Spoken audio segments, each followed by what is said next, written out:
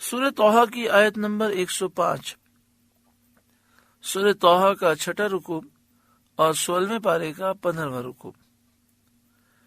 اللہ رب العالمین نے ارشاد فرمایا وَيَسْأَلُونَكَ عَنِ الْجِبَالِ، اور آپ سے پہاڑوں کے متعلق سوال کرتے ہیں۔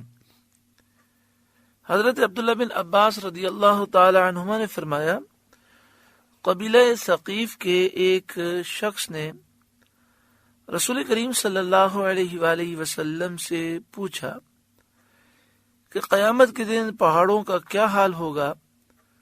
اس پر یہ آیت کریمہ نازل ہوئی وَيَسْأَلُونَكَ عَنِ الْجِبَالِ، اور آپ سے پہاڑوں کے متعلق پوچھتے ہیں۔ فَقُلْ، آپ فرمائیے، يَنْسِفُهَا رَبِّي نَسْفًا، انہیں میرا رب ریزہ ریزہ کر کے اڑا دے گا۔ فَيَذَرُهَا قَاعًا صَفْصَفًا، تو زمین کو پٹ پر ہموار کر کے چھوڑ دے گا۔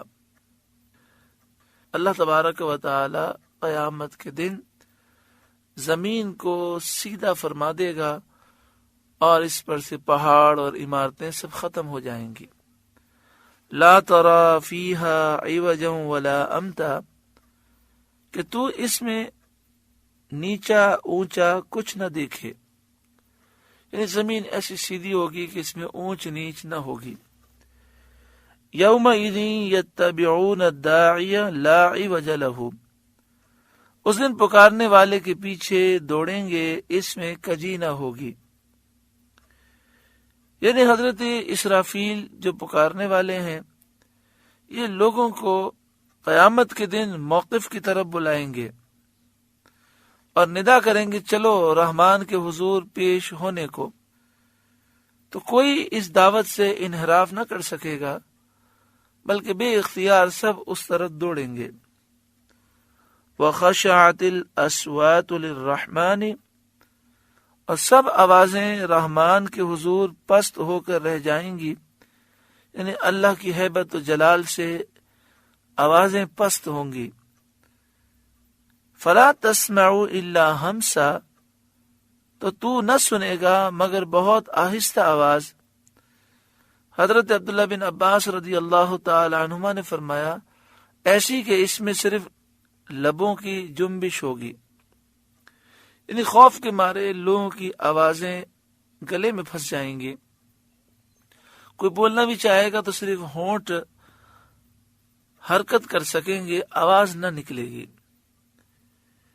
یومئذ لا تنفع الشفاعة الا من اذن له الرحمن، اس دن کسی کی شفاعت کام نہ دے گی مگر اس کی شفاعت فائدہ دے گی جسے رحمان نے اذن دے دیا ہے، یعنی جسے اللہ تعالی نے اجازت دی ہے وہ شفاعت کرے گا اور اس کی شفاعت مومنوں کو فائدہ دے گی۔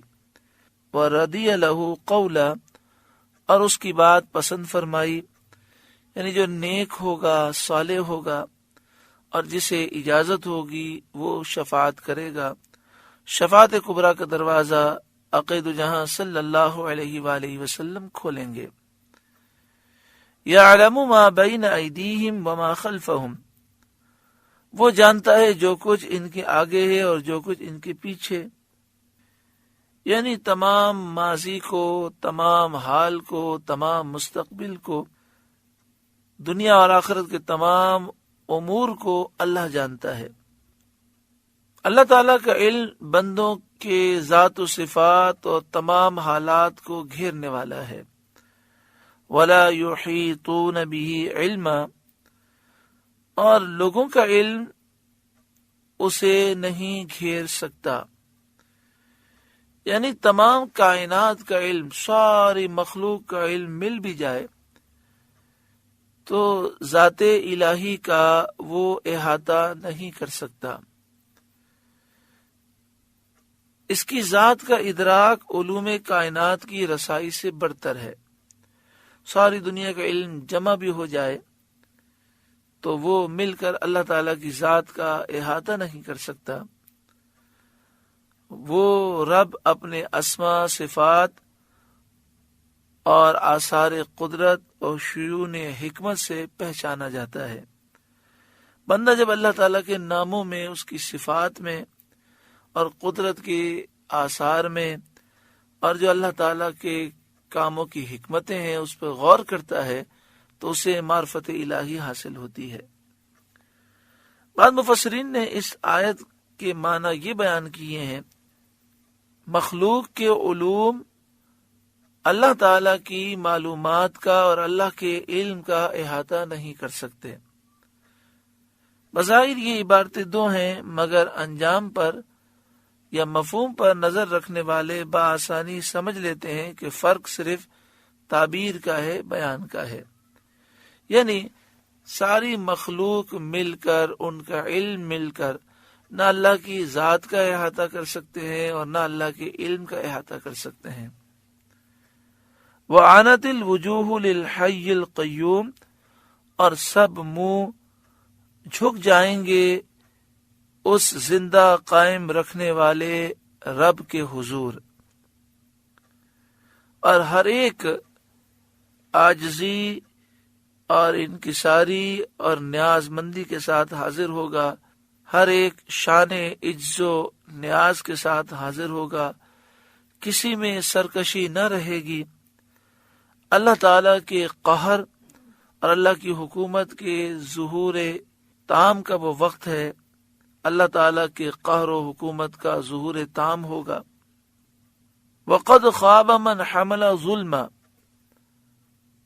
اور بے شک نامراد رہا جس نے ظلم کا بوجھ لیا۔ حضرت عبداللہ بن عباس رضی اللہ تعالی عنہما نے اس کی تفسیر میں فرمایا، جس نے شرک کیا نقصان میں رہا، خسارے میں رہا۔ بے شک شرک شدید ترین ظلم ہے، اور جو اس ظلم کا بوجھ لے کر قیامت میں آئے گا، اس سے بڑھ کر نامراد اور ناکام کون ہوگا۔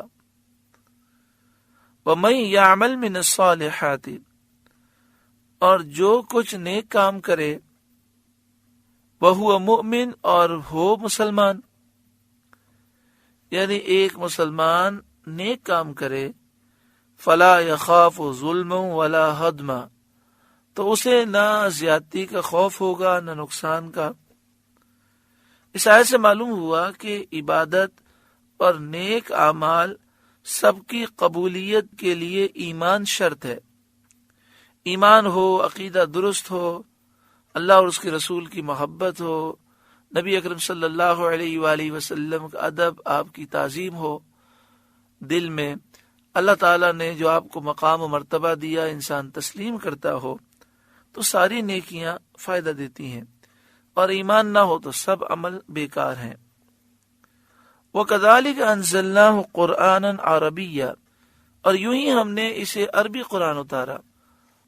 وَصَرَّفْنَا فِيهِ مِنَ الْوَعِيدِ لَعَلَّهُمْ يَتَّقُونَ، اور اس میں طرح طرح سے عذاب کے وعدے دیے کہ کہیں انہیں ڈر ہو۔ یعنی یہ بتایا گیا کہ جو فرائض چھوڑیں گے، گناہ کا ارتکاب کریں گے، ان کے لیے فلاں فلاں عذابات ہیں، تاکہ لوگوں کے دلوں میں خوف پیدا ہو۔ او یحدث لهم ذکرا، یا ان کے دل میں کچھ سوچ پیدا کرے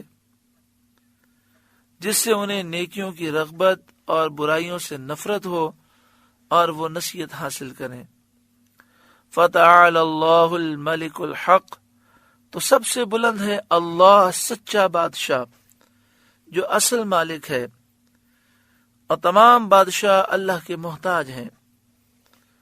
وَلَا تَعْجَلْ بِالْقُرْآنِ مِنْ قَبْلِ أَنْ يُقْضَى إِلَيْكَ وَحْيُهُ، اور قرآن میں اے محبوب آپ جلدی نہ کریں جب تک اس کی وحی آپ کو پوری نہ ہو لے۔ جب حضرت جبریل قرآن پاک لے کر نازل ہوتے تھے تو حضور سید عالم صلی اللہ علیہ وآلہ وسلم ان کے ساتھ ساتھ پڑھتے تھے اور جلدی کرتے تھے تاکہ خوب یاد ہو جائے۔ اس پر یہ آیت نازل ہوئی، فرمایا گیا آپ مشقت نہ اٹھائیں، اور سورہ قیامہ میں اللہ تعالیٰ نے خود ذمہ لے کر آپ کی اور زیادہ تسلی فرما دی کہ یاد ہم کرا دیں گے۔ وَقُلْ رَبِّ زِدْنِي عِلْمًا، اور عرض کریں کہ اے میرے رب مجھے علم زیادہ دے۔ اللہ تعالیٰ نے اپنی مخلوق میں سب سے زیادہ علم اپنے محبوب کریم صلی اللہ علیہ وسلم کو عطا فرمایا، اولین آخرین کا علم عطا فرمایا، بلکہ سارے اولین آخرین مل جائیں اور ان کا علم جمع کیا جائے، سارے انبیاء، سارے فرشتوں، سارے نبیوں، ساری مخلوق کا علم جمع ہو اور حضور کے علم کے مقابلے میں اگر رکھا جائے تو حضور کا علم اتنا وسیع ہے کہ ساری مخلوق کا علم حضور کے سامنے ایک ذرہ بھی نہیں۔ پھر بھی آپ کو حکم دیا گیا کہ آپ اس طرح دعا کریں، اے میرے رب مجھے علم زیادہ دے، میرے علم میں اضافہ فرما۔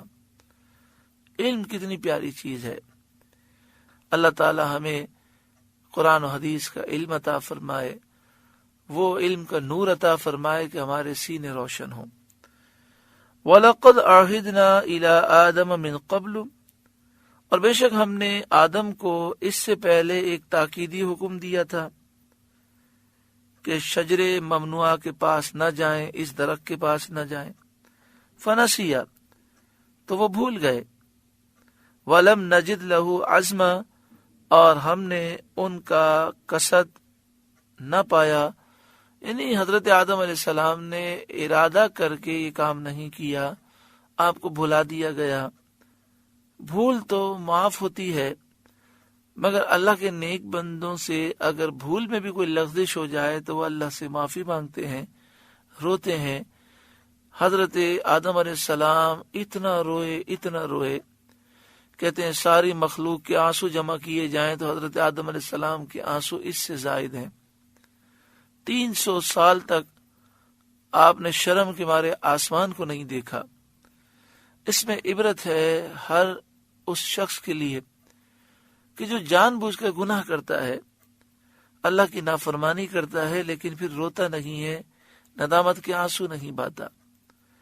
حضرت آدم علیہ السلام کا یہ عمل گناہ بھی نہیں ہے، خطا بھی نہیں ہے، یہ تو ایک لغزش ہے جو آپ کو بھلا دیا گیا، اور بھول میں کوئی کام ہو جائے تو وہ باعث گرفت نہیں ہوتا، مگر پھر بھی آپ اتنا روئے، معصوم ہونے کے باوجود، اللہ کے نبی ہونے کے باوجود۔ بندے کو چاہیے کہ وہ خوب استغفار کرے۔ نبی اکرم صلی اللہ علیہ وآلہ وسلم تو معصوموں کے سردار ہیں، آپ فرماتے ہیں دن میں 100 مرتبہ میں استغفار کرتا ہوں، یعنی اللہ تعالیٰ سے معافی مانگتا ہوں۔ نیک شخص جب استغفار کرتا ہے تو استغفار کی کثرت سے اس کے درجات بلند ہوتے ہیں۔ سورہ طٰہٰ کا 6واں رکوع مکمل ہوا۔ اللہ تعالیٰ اس رکوع کے نور سے ہمارے قلوب کو روشن منور فرمائے۔ اللہ اللہ